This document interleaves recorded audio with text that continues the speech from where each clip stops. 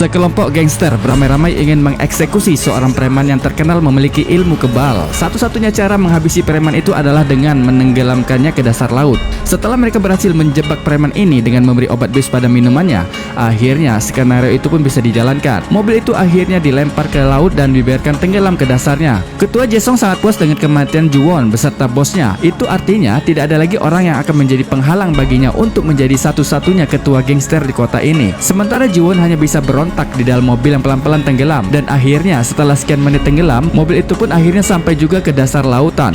Di tengah sepinya suasana laut pada saat itu, Ju-won berusaha melepaskan dirinya dari ikatan borgol di tangannya. Daya tahan tubuh Ju-won memang luar biasa. Dia nekat mematahkan jempolnya agar bisa lepas dari ikatan borgol itu.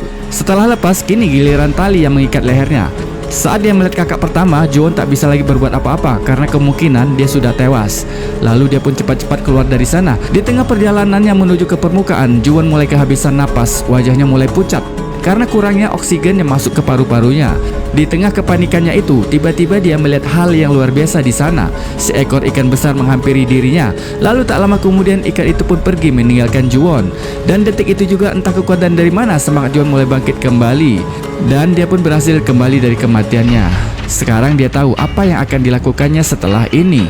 Ya, dia akan membalas dendam atas apa yang menimpa dirinya. Lihatlah pria ini. Dia adalah ketua Jae-sung, pimpinan gangster Go Bin-wan. Sebagian anak buahnya sudah tewas dihabisi Ju-won tanpa ampun. Dan lihatlah pria ini, dia habis kencing di celana. Dia seperti melihat malaikat pencabut nyawanya. Dialah Min-ji, orang yang bertanggung jawab atas kematian kakak pertama. Dia jugalah yang berhasil menjebak Ju-won hingga dia hampir saja tewas. Tolong maafkan aku Ju-won, mengingat pertemanan kita yang sudah lama. Tapi Ju-won tetap memberi orang ini kenang-kenangan agar tanda ini diingat seumur hidupnya. Kalau dulu dia pernah berkhianat dan hampir mati.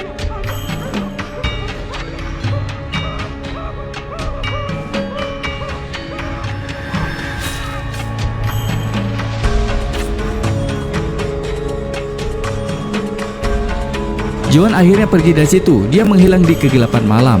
4 bulan kemudian, Mi-jun sudah sembuh dan kini secara fakto dialah memimpin gangster Go Bin-wan. Namun kembali dia harus menjadi ayam sayur saat berhadapan dengan wakil direktur Mi Yeon-jun.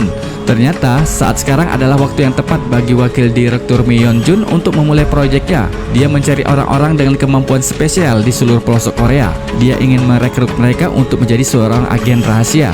Yeon-jun ingin Min-gi mengerahkan seluruh anak buahnya untuk mengejar Ju-won yang mereka sebut monster tersebut.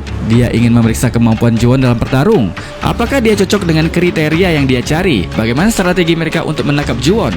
Dan di manakah Ju-won sejak terakhir dia menghabisi ketua geng Go Bin-wan termasuk seluruh anggotanya? Jawabannya ada di part selanjutnya. Tetap di Snack Video bersama Doan Cinema.